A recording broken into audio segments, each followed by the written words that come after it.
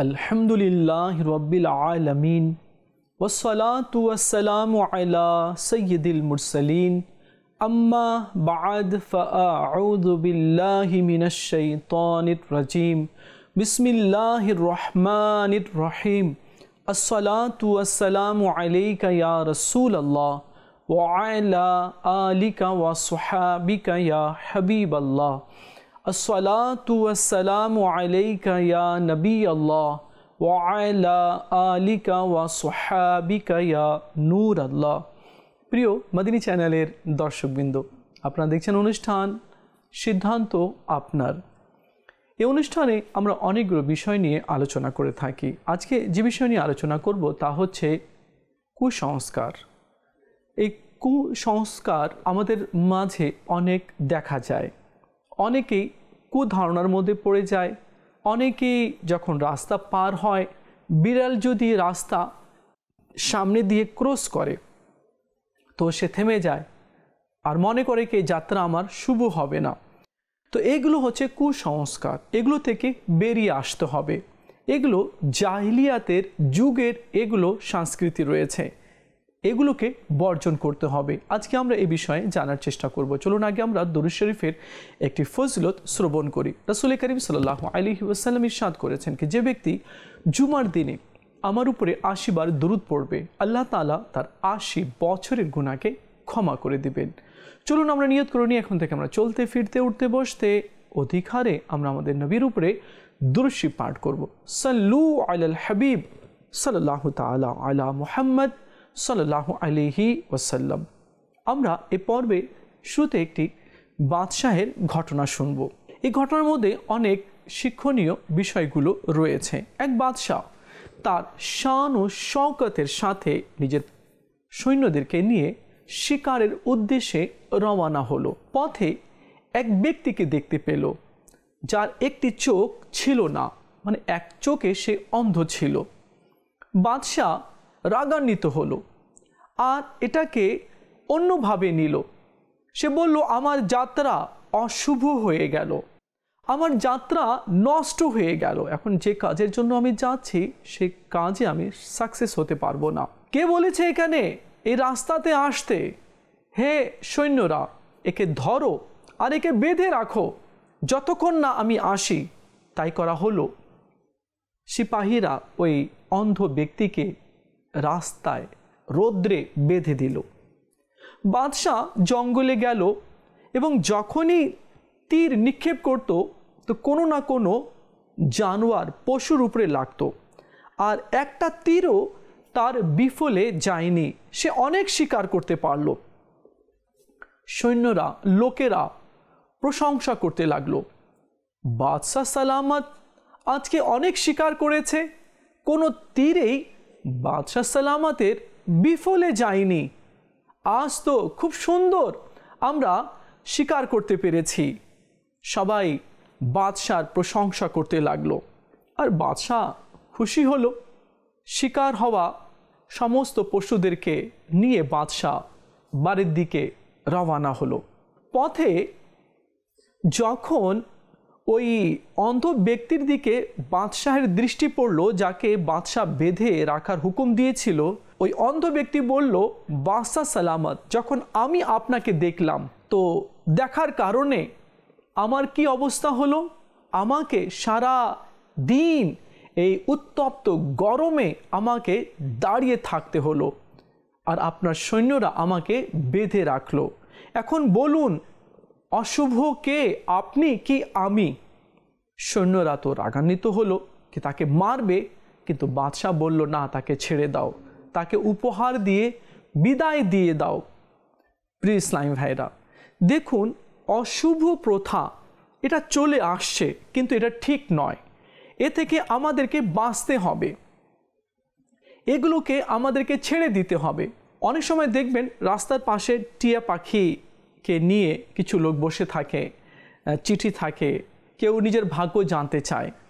তো টিয়া পাখি বের হয়, একটা চিঠির মতো খাম থাকে, সেটা নিয়ে তার মালিককে দেয়।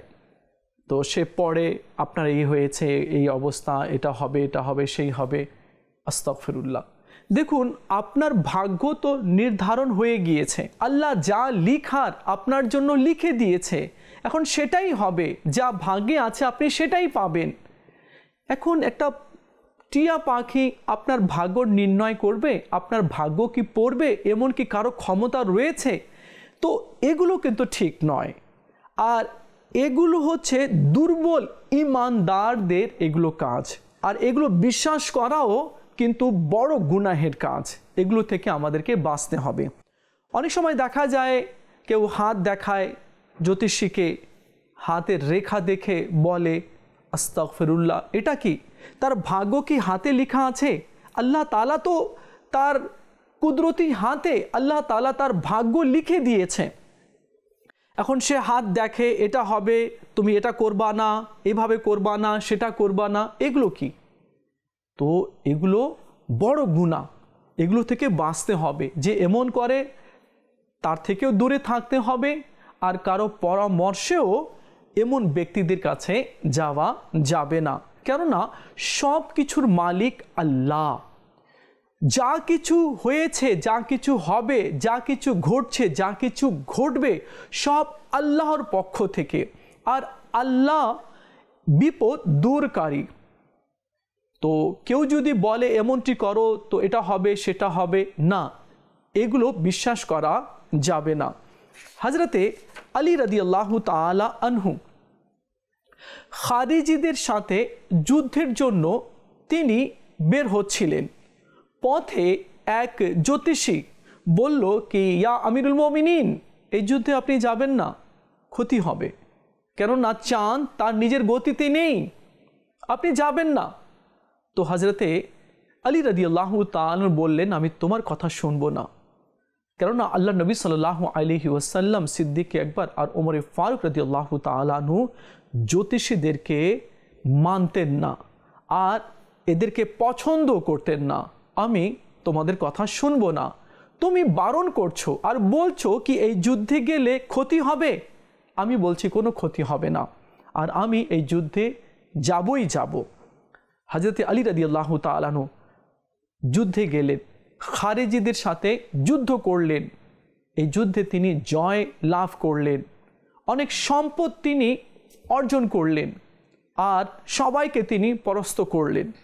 দেখুন, তিনি রাদিয়াল্লাহু তাআলা আনহু জ্যোতিষীর কথা শুনলেন না, আর বাস্তবিকই এগুলো শোনাও ঠিক নয়। হযরতে আলী রাদিয়াল্লাহু তাআলা আনহু সাহাবী রসুল, আমার নবী সাল্লাল্লাহু আলাইহি সাল্লামের ভাই, আর আমার নবী সাল্লাল্লাহু আলাইহি ওয়াসাল্লামের ঘরের পাশেই থাকতেন। তো তিনি এই অশুভ প্রথা গ্রহণ করলেন না, আর এটাকে অস্বীকার করলেন। অথচ আমাদের কিছু মুসলমান আছে, তারা এই সমস্ত অশুভ প্রথার মধ্যেই পড়ে রয়েছে। কিছু লোক আছে শুধু তাদের কাছেই আসা যাওয়া করে, কোনো মৌলানা, কোনো আলিম, কোনো ইমামের কাছে যায় না, নামাজও পড়ে না, এই সমস্ত লোকদের কাছে আসা যাওয়া করে। অথচ এতে তাদের উপকার হয় না, বরং তাদের ডে বাই ডে ক্ষতি হয়। কিন্তু সে নিজের ক্ষতি বুঝতে পারে না, কেননা যারা এমনটি করে তারা তো চালবাজ, তার মগজকে ধোলাই করে দেয়, আর সে তার আয়ত্তে চলে যায়। তো এই সমস্ত লোকদের থেকে দূরে থাকতে হবে, যারা এই সমস্ত কথাগুলো বলে কি না এই নম্বরটা তুমি নেবা না, তোমার জন্য লাকি নম্বর এটা রয়েছে। তো নাম্বার কোনো খারাপ হয় না, ঠিক আছে, আর কোনো নাম্বারের মধ্যে কোনো উপকার নেই কি লাকি নম্বর এটা লটারিতে আসবে, লাকি নম্বর এটা, এই নম্বর না। আস্তাগফিরুল্লাহ, এগুলো থেকে দূরে থাকতে হবে। এগুলো কিন্তু কুপ্রথা রয়েছে, এগুলো থেকেও বাঁচতে হবে। যে সমস্ত লোকেরা এগুলো পরামর্শ দেয় বা এগুলোর দিকে আনতে চায়, তো তাকেও ছাড়তে হবে, আর এই সকল নম্বরের চক্কর থেকেও দূরে থাকতে হবে। প্রিয় ইসলামী ভাইরা, এই সম্পর্কে আমার নবী সাল্লাল্লাহু আলাইহি ওয়াসাল্লাম কি বলেছেন? আমার নবী সাল্লাল্লাহু আলাইহি ওয়াসাল্লাম ইরশাদ করেছেন, যখন তোমরা হিংসা করো তখন অতি রঞ্জিত করো না। যখন তোমাদের কুধারণা সৃষ্টি হয় তখন এতে বিশ্বাস করো না। আর যখন তোমাদের কুসংস্কার সৃষ্টি হয় তবে সেই কাজ করে ফেলো, আর আল্লাহ পাকের প্রতি ভরসা করো। এর মানে হচ্ছে কি আপনি রাস্তা দিয়ে যাচ্ছেন, দোকানে যাচ্ছেন, ব্যবসায় যাচ্ছেন, বেড়াতে যাচ্ছেন, সামনে দিয়ে একটা বিড়াল রাস্তা ক্রস করলো, আপনার আগে দিয়ে চলে গেল।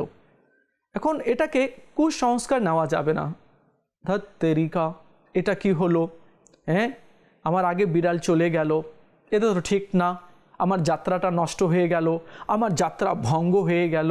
না, তো অনেকে কি করে এই যাত্রা থেকে বিরত হয়ে যায়। তো আমার নবী বলেছেন না, বিরত হওয়া যাবে না, তুমি যাত্রা করো, তুমি সফর করো। এই ধারণা এবং কুসংস্কার তুমি এটা নিও না, এটাকে ভেঙে ফেলো। এগুলো এর মধ্যে কিছুই নেই। বিড়াল চলে গেছে সামনে দিয়ে, বা হঠাৎ করে কাক ডেকে পড়লো, বা কুকুর কান্না করছে, বা বিড়াল কান্না করছে, তো এ থেকে কুধারণা নেওয়া যাবে না, কুসংস্কারের মধ্যে পড়া যাবে না।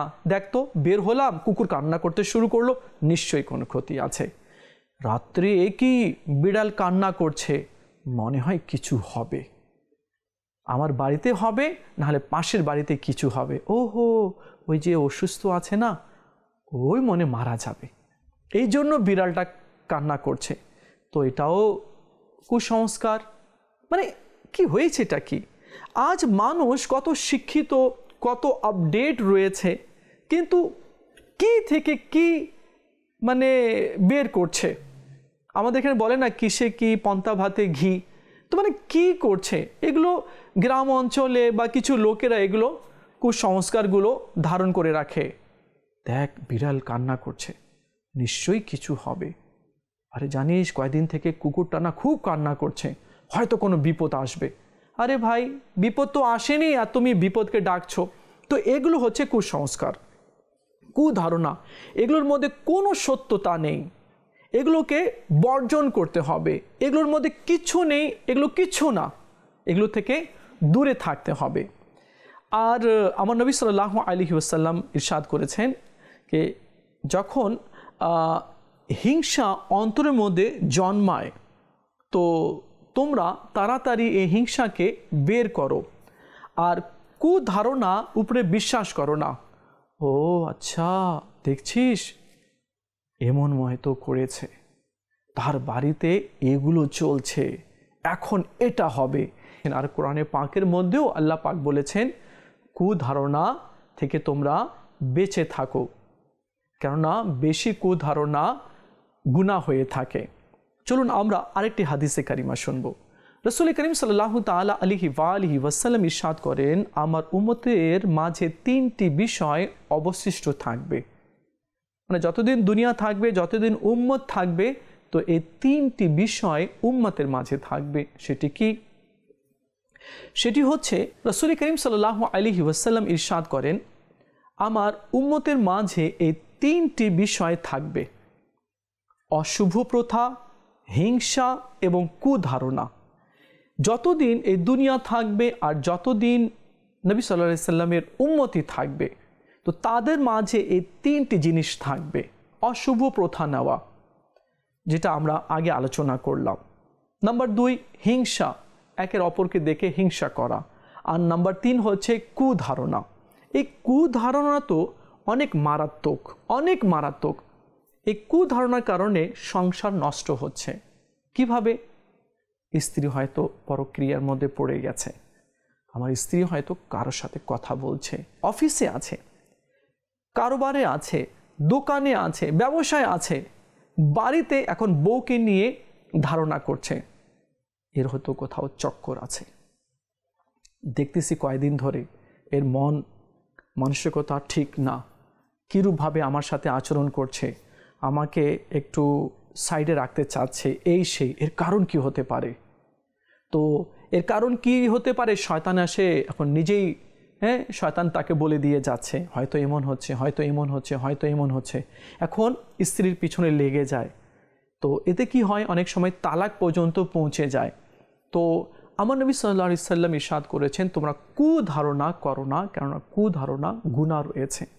তো এই কুধারণা থেকে আমাদেরকে বাঁচতে হবে। অনেক সময় স্ত্রীও আছে স্বামীকে নিয়ে কুধারণা করে, কয়দিন ধরে দেখছি দেরি করে আসতেছে, কথাও ভালোভাবে বলছে না, প্রশ্ন করলে উত্তরও দিচ্ছে না, নিশ্চয়ই কিছু হয়েছে, কারো চক্করে পড়েছে, কেউ হয়তো মগজ ধোলাই করছে। তো এই যে কুধারণা স্ত্রী শুরু করে দিল, এখন কি হয়? সংসার কি ঠিক থাকবে?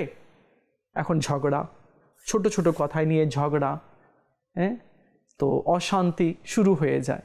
তো না, স্ত্রীও যাতে স্বামীরকে নিয়ে কুধারণা না করে, আর স্বামীও যাতে নিজের স্ত্রীকে নিয়ে কুধারণা না করে, কেননা বেশি কুধারণা গুনাহ রয়েছে। আর অশুভ আর হিংসা নিয়ে তো আমরা শুনলাম, তো অশুভ প্রথা যেটা আছে এটা করা যাবে না। এখন কেউ বলল, শোন তুই যাস না এখন, এখন চাঁদের অবস্থা এটা রয়েছে, চাঁদ এদিকে রয়েছে, তো মঙ্গল গ্রহ এইভাবে রয়েছে, বা শনি এই আছে, অনেকে কি বলে শনি রবি, তো এগুলো শোনা যাবে না। কেননা সূর্য, চন্দ্র, গ্রহ, নক্ষত্র এরা আল্লাহ তাআলার হুকুমের বিপরীত করে না। তারা নির্দিষ্ট আকারে চলছে চলছে চলছে, তারা কোয়ার্টার সেকেন্ডের জন্য তারা ব্যতিক্রমভাবে চলে না।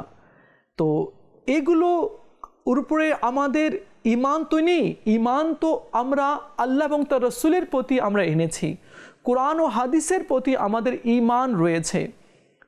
আর সূর্য, চন্দ্র, গ্রহ, যারা শনি বলে এই সেই, তো এগুলো সব তো সৃষ্টি আল্লাহর অধীনে, তো এরা মানুষের উপকার করতে পারে না। যা কিছু হয় আল্লাহর হুকুমেই হয়ে থাকে। তো আমরা আল্লাহর উপরে ঈমান আনব। কেউ যদি আল্লাহর সৃষ্টিকেই বড় মনে করে নেয় আর তার ইশারায় যদি চলতে শুরু করে, তাহলে তো তার ঈমান থাকবে না, ঈমান নষ্ট হয়ে যাওয়ার সম্ভাবনা রয়েছে। তো যে সকল চক্ররা এইভাবে করে মুসলমানদেরকে বিভ্রান্তির মধ্যে আর ঈমান নষ্ট করার কাজ করছে, তাদেরকেও এ সমস্ত কাজ থেকে তওবা করতে হবে, বিরত থাকতে হবে। আর যারা এদের সাথে উঠা বসা করে, তো তাদেরকেও ভয় করা উচিত, একদিন তো মরে যেতে হবে, আর আল্লাহর দরবারে আমাকে উপস্থিত হতে হবে, আমি সে সময় কি উত্তর দিব? তো এগুলো কাজ থেকে আমাদেরকে দূরে থাকতে হবে। আল্লাহ তাআলা আমাদের সবাইকে বোঝার তৌফিক দান করুন। প্রিয় ইসলামী ভাইরা, অনেকেই এখনও এভাবে কিছু লোকের চক্করে পড়ে রয়েছে। কাদের চক্করে? যারা নামাজ পড়ে না, যারা শরীয়তের উপরে চলে না, যারা কোরআন পড়তে জানে না, যারা আল্লাহ তো রসুলের পথে নেই, এমন কিছু তৈরি করে রেখেছে, ভিড় জমিয়ে রেখেছে, আর এই সেই মনের কথা বলতে শুরু করে, আর লোকেরা আকৃষ্ট হয়ে যায়। এখন দেখুন, মনের কথা বলা, এখন কোন এমন মানুষ রয়েছে যার রোগ নেই? একজন বৃদ্ধ ব্যক্তি আসলো, দুর্বল, তাকে যদি বলা হয়, চাচা আপনার মনে তো অনেক কষ্ট, রোগ আপনার পিছা ছাড়ছে না, তাই না? এখন চাচা কি বলবে? বাস্তবিকই রোগ তো আছেই, বিপদ তো আছেই। এখন চাচা কি বলে? এ তো খুব যোগ্য ব্যক্তি, এ তো মনের কথা বলে দিল। তো কে এমন আছে যার টেনশন নাই, প্রবলেম নেই? তো কিছু লোকের আছে যারা ম্যাকিং করে, এভাবে করে লোকদেরকে ফাঁসায়। তো এগুলো থেকে দূরে থাকতে হবে। দেখুন, যদি শান্তি চাই তাহলে মসজিদে যেতে হবে, যদি আমরা উপকার চাই তাহলে কোরআন পড়তে হবে, যদি আমরা আল্লাহর নিয়ামত চাই তাহলে আল্লাহ তাআলার ইবাদত করতে হবে। তখনই তো আমরা দুনিয়াতেও আমরা শান্তিতে থাকতে পারবো, কবর হাসরেও শান্তিতে আমরা থাকতে পারবো। আর যদি কোরআন, হাদিস, নামাজ, মসজিদ যদি এগুলো ছেড়ে দিই, নামাজ, রোজা, হজ, জাকাত, নেক আমল যদি ছেড়ে দিই, আর এমন মানুষের পিছনে ধাবিত হই, সে তো সৃষ্টি, সে কি দিবে, সে কি পথ দেখাবে? সে তো নিজেই সঠিক পথে নেই। তো এই সমস্ত যারা বিভ্রান্তি ছড়াচ্ছে, সে সমস্ত লোকদের থেকে দূরে থাকতে হবে। এখন অনেক লোক আছে ডান চোখ লাফায়, আরে আল্লাহ, এ কি ডান চোখ আমার লাফাচ্ছে, বা বাম চোখের পাপড়ি, নিশ্চয়ই কোনো কিছু হবে, তো কোনো দুর্ঘটনা হয়তো ঘটবে। আরে ভাই, কি হয়ে গেল? অনেক সময় ভিটামিনের অভাবে এগুলো হয়। এখন ডান চোখের পাপড়ি ফরফরাচ্ছে বা নড়ছে, এখন আপনি কুসংস্কার নিচ্ছেন, কুধারণা নিচ্ছেন কিছু হবে। একটা কথা বলে কে আ ভ্যাঁস মুঝে মার, মানে আমি ফ্রি আছি, আমার কোনো টেনশন নেই, আমি মাঠে গেলাম, একটা ষাঁড় ঘাস খাচ্ছে, আমি তার কাছে দাঁড়িয়ে গেলাম, আমার বলছে আয় আমাকে মার, আয় আমাকে মার, আমি ফ্রি আছি, আমার কোনো যন্ত্রণা নেই, আমার কোনো টেনশন নাই, আমার কোনো ভাবনা নেই, আয় তো তুই একটু মার তো আমাকে, একটু টেনশন দে তো, একটু দুঃখ দে তো, একটু দুঃখ দিয়ে যা। তো এগুলো কথা এখন নিজে নিজে মুসিবত ডেকে নেওয়া, হয়তো এমন হবে, হয়তো এমন হচ্ছে, তো হয়তো হচ্ছে আস্তাগফিরুল্লাহ, এমন ধারণা করাই ঠিক নয়। অনেক সময় দেখা যায় কি দোকান খুললাম, গ্রাহক আসলো, কিছু নিল না, এখন বললাম যা আমার সাইডটাই নষ্ট হয়ে গেল, এখন সারাদিন মনে হয় বিক্রি হবে না, কোন এমন লম্পট লোক আসলো আমার সাইড বলে না কি বলে, এটাই এরকম বলে মনে হয়, এটা নষ্ট করে দিল। এটাও আবার কুসংস্কার। আরে ভাই ও আসলো, নিল না, আপনার নসিবে ছিল না, অন্য কাস্টমার আসবে তো নিবে, আপনার নসিবে থাকলে হতো, এখন এটা নিয়ে সারা দিন কেমন বিক্রি হলো। আরে বলিস না, সকালে একজন ভেজেলিয়া লোক আসছে, এত কিছু দেখলো, কোনো সামান নিল না, আমার সাইডটাই নষ্ট করে দিল। এটাও কুসংস্কার, এটার মধ্যে কোনো ভিত্তি নেই, এ থেকেও আমাদেরকে বাঁচতে হবে। আচ্ছা, কোনো মহিলা যদি গর্ভবতী হয় তবে তাকে মৃত ব্যক্তির নিকট আসতে দেওয়া হয় না। আরে খবরদার যাস না, মারা গেছে তো তুই ঘর থেকে দোয়া কর, না না ওই মহিলা মারা গেছে, তোমাকে ওখানে যাওয়ার দরকার নেই, তোর পেটে বাচ্চা আছে, সমস্যা আছে, এই সেই। ও ভাই, এটাও জাহেলিয়াতের যুগের প্রথা আছে, এগুলোর মধ্যেও কিছু নেই। আত্মীয় মারা গিয়েছে, তাকে দেখতে যেতে হবে, মহিলা মারা গিয়েছে, যান আপনি, এর মধ্যে কোনো কুসংস্কার নেই, কোনো কিছু হবে না। আচ্ছা, অনেক সময় দেখা যায় যে অযথা কেচি চালালে, কেচি কাটছে বা বাচ্চা কিছু কাটছে, তো এখন কিছু লোক আছে দেখছিস, এখন ঘরে ঝগড়া হবে, দেখ অযথা কেচি কাজ করছে, এখন ঘরের মধ্যে ঝগড়া হবে, এটাও কুসংস্কার রয়েছে। খালি পাত্র বা চামচ পরস্পরের সাথে সংঘর্ষ হলে বা কিছু পড়ে গেল বা কাঁচ ভেঙে গেল বা গ্লাস ভেঙে পড়ে গেল, হয়তো কিছু হবে, এটা ইঙ্গিত পাওয়া যাচ্ছে। আরে ভাই, কিসের ইঙ্গিত পাওয়া যাচ্ছে? হাত থেকে ফসকে পড়ে গেল বা পিছলে পড়ে গেল, এটার মধ্যে আবার কি আছে? তো এগুলো হচ্ছে কুসংস্কার, এগুলো থেকে আমাদেরকে বাঁচতে হবে। আচ্ছা, সূর্যগ্রহণকালে অনেক সময় দেখা যায় কি মহিলাদেরকে বলা হয় কি ছুরি দিয়ে কিছু কাটবে না, সূর্যগ্রহণ হচ্ছে, ছুরি দিয়ে কিছু কাটবে না, এ করবে না, সেই করবে না, এগুলো কুসংস্কার আছে। মনে করে কি বাচ্চার ঠোঁট হয়তো কাটা, জন্ম নিবে, এই সেই।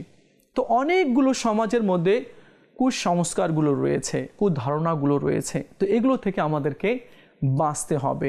কোরআন ও হাদিসের মধ্যে যা কিছু বলা হয়েছে এবং আমাদের ইমামগণ যা কিছু লিখেছেন, এ অনুযায়ী আমাদেরকে চলতে হবে, আমল করতে হবে। আল্লাহ তাআলা আমাদের সবাইকে বোঝার তৌফিক দান করুক। প্রিয় লাইভেরা, আপনারা দেখছেন অনুষ্ঠান সিদ্ধান্ত আপনার, আর আমাদেরকে সিদ্ধান্ত নিতে হবে কোনটা কোরআন ও হাদিস অনুযায়ী আছে এবং কোনটা কোরআন হাদিসের বিপক্ষে রয়েছে। তো যেটা কোরআন ও হাদিস অনুযায়ী রয়েছে সেটাকে আমরা বেছে নিব, সেই অনুযায়ী আমরা আমল করার চেষ্টা করব। আবার বলছি, আমার নবী সাল্লাল্লাহু আলাইহি সাল্লাম বলেছেন কি 3টি বিষয় আমার উম্মতির মধ্যে থাকবে: 1 কুসংস্কার, 2 হিংসা, 3 হচ্ছে সন্দেহ।